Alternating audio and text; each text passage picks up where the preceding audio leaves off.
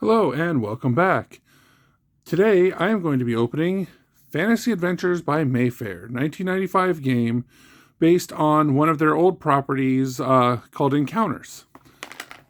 These are 100 card starter decks. They are all fixed, and there is, I don't think, any openings of these whatsoever. There's no documentation anywhere, so I'm going to start a quest to at least get some of this documented, figure out what are the contents of a starter deck, because there's nothing documented what actually are the 100 fixed cards in this deck. So let's open it and see what we got.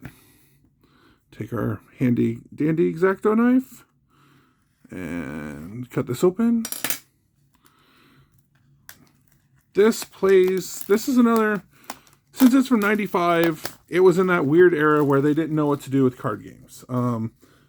Magic was still kind of new, but there's also there's a whole bunch of card game, board game hybrids that came out in this era, and this is no different.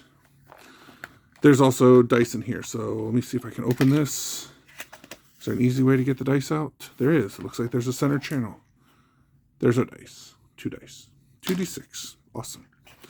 All right, and there are no inner sleeves. Two rows. So let's get the first row out. And we have the help book. And let's get the second row out. Just so we can get everything out on the table. Second row out. And this one is, oh, there's one more. This is the rule book. So the difference being, the rule book tells you the rules. That's obvious. The help book more goes through like a step-by-step, like what the turn are, and like they did back in the 90s, you'll have 2 or 3 players, and it tells a story of a couple turns and shows you kind of how it goes. So that's why there's 2 books. This one is long and boring and way verbose for what it is. And yeah. So if you want some nighttime reading, rule book, that's for you. Okay. So the cards, there are 2 different decks. There's the Adventurer deck, and then there's the Everything Else deck. The Everything Else deck have the blue backs. The Adventurers are this kind of orange goldish color. So let's go ahead and separate these out. This is a game.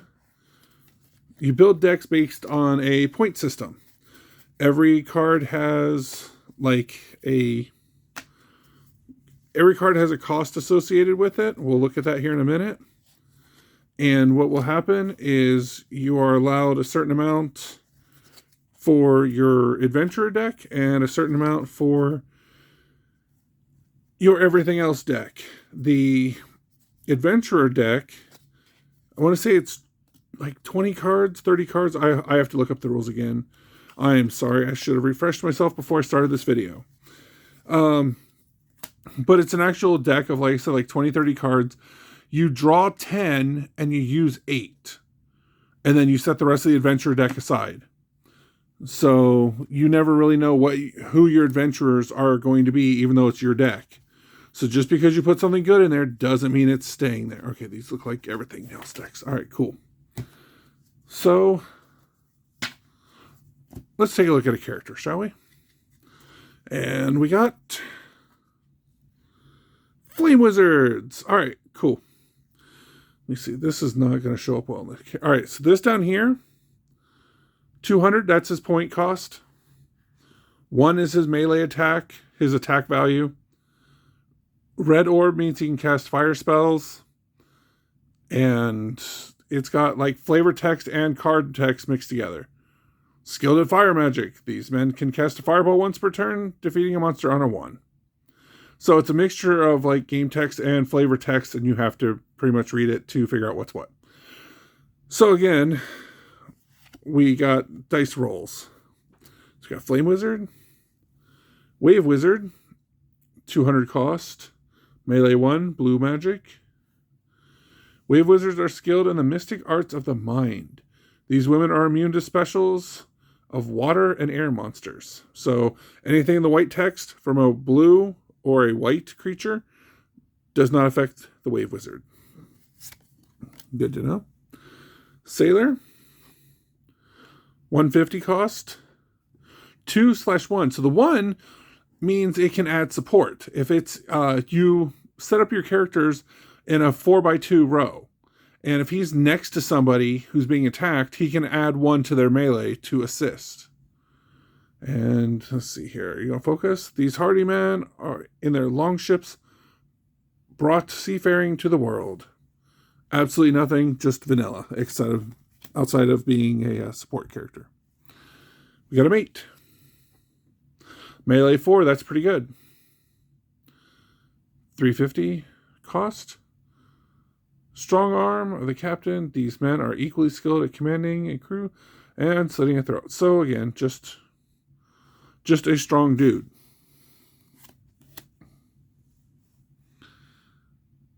Three melee, 250 cost. Well trained and disciplined, these men form the firm backbone of mounted legion. So again, another kind of vanilla creature. We have a hoplite. This is an air creature, or an air character. Got 250 cost and vanilla for 3. And bear in mind, like, you're rolling a d6 when you do combat, and you take your melee plus what you rolled versus what your opponent rolled and their melee, and whoever has the highest number wins. There's anecdotes that are online about some like 2 melee creature rolling good and killing like 2 or 3 adventurers in one combat. So it can happen. Rolls can be very swingy in this game. So we got a 4. We got some good stuff here. A 350 and vanilla. But that's the Praetorian. All right, Byron.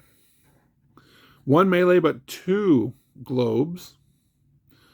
200. Now, this symbol means he's unique. So only one of him can be in the deck, period. It's not 1 in play. It's straight up 1 per deck, period. Okay? So it says, a gifted but reckless apprentice. He is not flipped by the first spell he casts each round, but casts all spells if they were the wrong element. So basically, when you cast a spell, because you can't use tap in 95, you rotate them to show that they're used. He's allowed to cast 2 spells. The thing is, since there's treat them as if they're cast in the wrong element. Normally, if you cast within your realm, so if you cast a fire spell with fire globes, then you don't have any penalties. But you get penalties if they're a different color. So he can cast an air spell, but at a penalty. So this is saying he gets penalties for everything, but he can cast 2 spells a turn. So you got to figure out if that's worth it. We got a ranger, melee 2. Okay, so now we have this ability. This is detect traps. This is also disarm traps. So basically you would roll to see if you would disarm a trap, and I'm sure we'll find traps on the other side. But if you don't have this, then the trap triggers and bad stuff happens. 200 cost, learn the ways of the forest, so vanilla. A marine, and I need to stop bumping this. 3, water, and vanilla. The art in these are really good. This is kind of like Hyborian Gates, where the art's good, the game is eh. So we got Men at Arms, a 3, nice round number, 250, and vanilla. High Priestess, 150, melee of 1, and vanilla.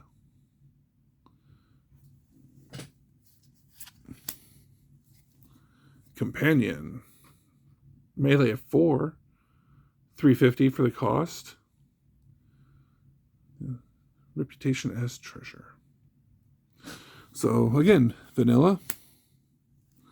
Squire to 2 with a 1 for support. Green, 150 cost, and pretty vanilla. Again, great art. I'm going to get my thumb out of the way. We had great art on these cards. That's kind of what drew me to this game. Outside of, I also enjoy games from like the 95 era for some reason, because I enjoy Guardians. Anime Mayhem was a little bit later than 95. I enjoy that. So that's just kind of where my time frame is We have a druid. He can cast green spells natively, 1 melee, 150 cost, and he's just a friend to nature. But what does he have? That's an emerald. Or is it? We'll never know. Pilot. Disarm traps, 2 melee, 200 cost. Skilled at detecting traps in the water and on shore. Sure. What's up with those pants, dude? All right. Next up, we got Macabres, I guess. Double A. Come on, focus. You can barely see it, but those are A's, not upside down B's. 2 melee and disarm traps, 200 cost, and just they're skilled in traps and ambushes. Focus. There we go. Hedge Wizard. You really need to be careful buying singles of this game online. Every single card people say is an ultra rare or is a promo. I fell into that trap. I didn't do my research. I bought one of these. It was like promo card for like $2. I'm like, all right, fine. And it's not a promo. It's a fixed card in the starter deck. And yeah, I got pretty good. Green Mage, 1 melee, 200 cost. Trained in magic and ways of the forest, the hedge wizard saves on a 1 whenever she is defeated. So you can save, it's like death saving throws from D&D. Cloud Wizard, white, air magic, 1 melee, 200 cost. Skilled in magical secrets of the air, +2 melee versus flying creatures. So that's good. Spearman. That's not a man. 2 with 1 support, 150 cost. Lightly armored and armed with only a stout spear. These courageous women fight in ranks.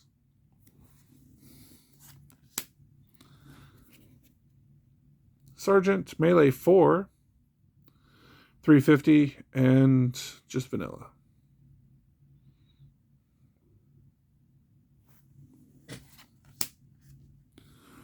Oracle, 150 cost, 1 melee, fire magic, and just vanilla.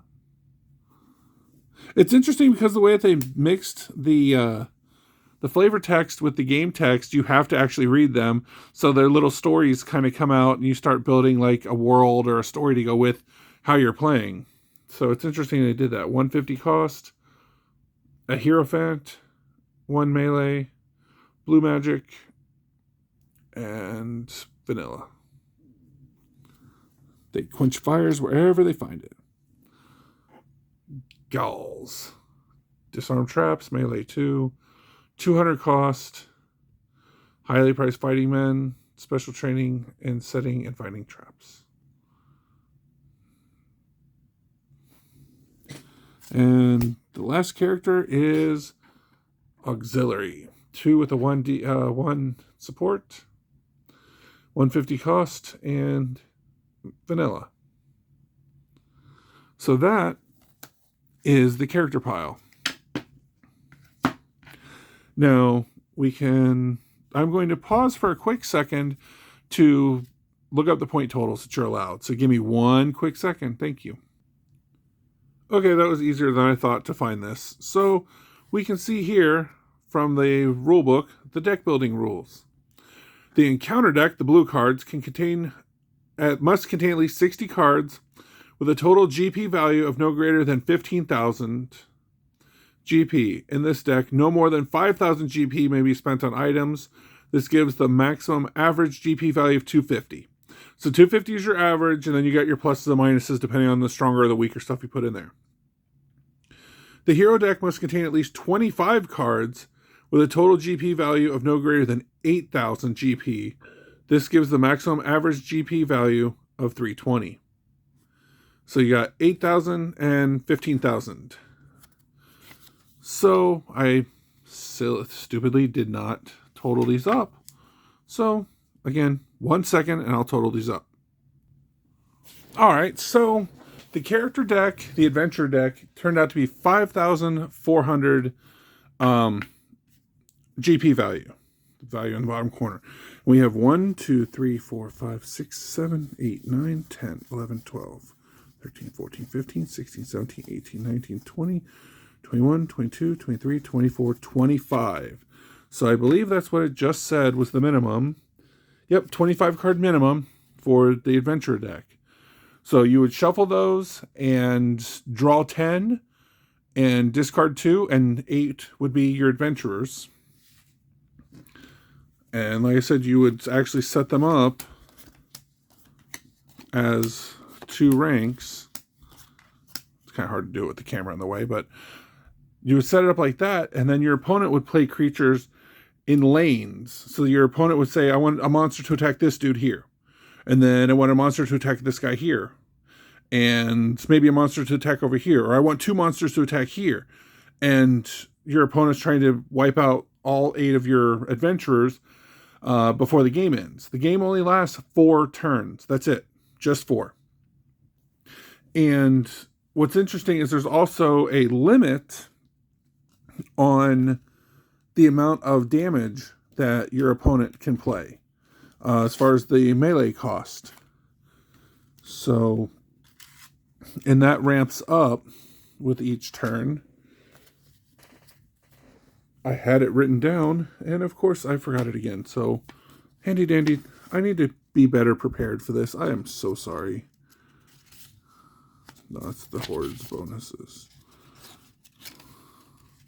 See, items behind the heroes, hero party, hero deck, discard, and counter deck. That's your setup. Here we go. So round 1, your opponent can only play 9 points of melee. Round 2, 12. Round 3, 15. Round 4, 18.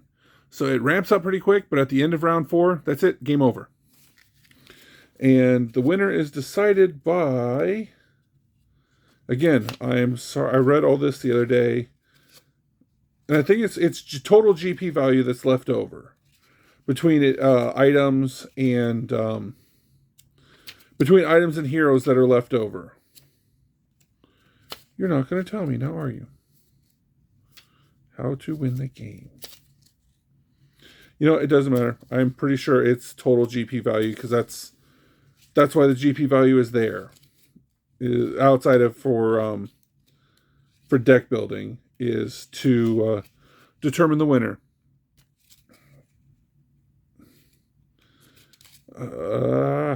This is going to bug me now.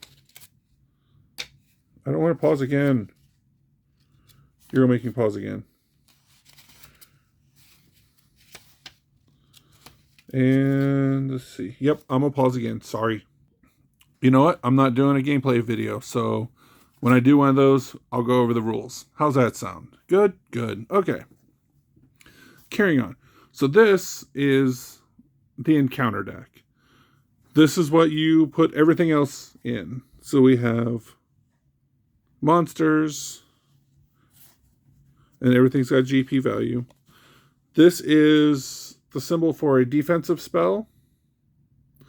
And an offensive spell, this is kind of broken. I'm sure I'll find one in a minute. Spells also do not have a melee value in the top corner. That's how you can tell. There we go. There's an offensive spell. And we have a trap. So let's see what our trap says here. One hero of monster player's choice is led astray. That hero is removed from play this turn. So you just straight up this turn get rid of one of your opponent's things if they can't... if they don't have any people to get rid of traps and roll well. Magic Dart, offensive, green spell. Just defeats any monster on a 1 or a 2. Melee +1, support value +1. For Sword of Right. A short bow. Mind. Well, some of these pictures are kind of freaky. Ring of Mastery. Hammets. Firewall. Sunblade. Item again. +1 melee versus Earth and Air. Greptoid Riders 3. Deception Trap. He welcomes you with drugged wine. Disarm at -1. Entering hero must save at -1 or lose all items. So, because you have to roll to disarm traps. And if you fail, I think it's when you fail traps that it's called entering a layer. And you pick what character's in front. And if they don't disarm a trap, the monster opponent gets to do a one-on-one with any of your opponent's characters, and the no support and no bonuses outside of if they have an item or a magic spell. That's it. You're not allowed to accept any support or anything else from that. So it can get pretty brutal to start picking off wizards that way with melee 1. Staff of Healing. Heal any defeated hero on a 1.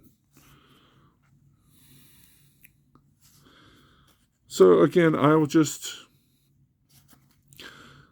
get this all kind of documented, familiar. This is another one that's out there saying, oh, it's a promo card. It's a promo. No, it's a fixed card from the starter decks. Chainmail Coat. Mountain Sylph. Spell. River Snake. Melee 4. Dwarven Mace. Funky Dudes or Orthians. Another Trap. So you can kind of get an idea. It's like a weird kind of D&D-ish thing. You take turns being the monster and you take turns being the adventurers. But the all of your spells and your items, like, Lightning Blade or Heal, are in the same deck as the monsters. So you could end up with a whole deck full of monsters and stuff. Or a whole handful of monsters or a whole handful of items and spells. But a whole handful of, because you can't directly attack your one party with the other party. So there's no my characters beat up your characters. You have to send monsters to do it. So if you are sitting there with a handful of spells, it's not going to do you any good to defeat your opponent if you can't attack them with monsters. And the same token is if you have enough spells and see, healing. Heal one defeated hero on 1 through 3. Okay, so that's like a 50% chance of bringing a guy back to life. Braum Nomads, Dwarven Trap, Dragonite. So again, I'll probably do a gameplay because I'll use the starter deck. Even I'll sleeve up the starter deck and use it to kind of get a feel for the game, to kind of get some information about this out there. It's hard to come by, yes. I don't know if I agree with people trying to sell some of these commons or fixed cards for $1 a piece or $2 a piece. I think Familiar might even be up for $3 because they're labeling it as a promo. So that's Fantasy Adventures starter deck. Again, this was just kind of a quick, hey, this is what this is. So for documentation purposes, these are not overly hard to find. This unopened starter deck, I think, ran me $10, $12, something like that. And I've seen open starter decks for about $11. The thing I don't get is I've seen there's one place that has a sealed box of starters for $250. They're all fixed starter decks, and I guess for the novelty of having a box of starters that it's still sealed, I don't see it though. If you're looking at 6 starters at $10 a piece, that's $60. But again, I'm not here to tell people what to sell their stuff at. I'm just letting you know, if you're looking to get into this, it can be difficult to find stuff that's not the starter decks. So, but don't lose hope. I just recently picked up a lot that was 1,200 cards, and on this channel, I'm going to open there was 2/3 of a box that was unopened. I have 2/3 of a box of unopened packs. I don't have them handy, or else I would. You know what? Hold on. And we're back. Okay, so as you can see here, there are 27 unopened packs of Fantasy Adventures sitting right here. One other thing to keep an eye out for is, so there's ultra rares that are in this set, but the ultra rares are just normal rares. There's one ultra rare per pack. There's 2 rares per pack. I think there's like 4 uncommons and the rest of the pack are commons. Okay, and we're talking these are... It don't say. You're not going to tell me how many cards are in your pack, are you? Nope. 15. So there's 15 per pack. So you figure you got the 1 ultra rare, 2 rares, so that's 3 cards. And then I would say like, what, 4 uncommons? So that would be 7. And then the rest would be commons. So ultra rares are not like other games where like, oh, they're super rare, they're really hard to find. There's 1 per pack. This is a sizable card game, just like other card games of the era. This is 96, not 95, like I said at the beginning of the video. I do apologize. 480 cards. So it's quite a substantial game. There are no solo rules. It can be soloed. It looks like somewhat easily. I'm going to see if I can figure something out or work with a couple people to figure out solo rules. Since the adventurers just pretty much sit there and the monster deck beats up on them, there's got to be a way of separating out, like, separate out a deck for spells and items, and then one of just the monsters, and just go ham, just to bang it on the warriors and bang it on the heroes and see if you can take them out. So that's Fantasy Adventures by Mayfair. Mayfair sadly is no longer with us. Great art. Like I said, all the reviews I see online put it at a meh, a 5 or 6 out of 10. So it's not that great, but I mean, it's from 96. I'm not expecting the greatest game in the world. So there's always fun to be had with any card game. You just have to have an open mind. I mean, heck, I'm going to learn Hyborian Gates, which is notoriously like one of the worst games ever made. And yet one of the future videos, I have a box of starter decks to open for that. And I'm going to try to get some like gameplay, deck text, and stuff like that. I'm going to do the same with Fantasy Adventures. Once I get the time, I'm going to start uploading some kind of somewhat regular videos so that we can go through and see Fantasy Adventures in action. I might even try, if I really have time, to set up a Lackey plugin so that other people can discover and enjoy this game without having to go completely broke, or just the non-existence of the product. I mean, it is what it is. It's old. We're talking 96. We're going on, what, 30 years now? Yeah, about like almost 30 years since this came out. So I'm not surprised. I'm surprised at 27 unopened packs still sitting here in front of me. Like, that just floors me.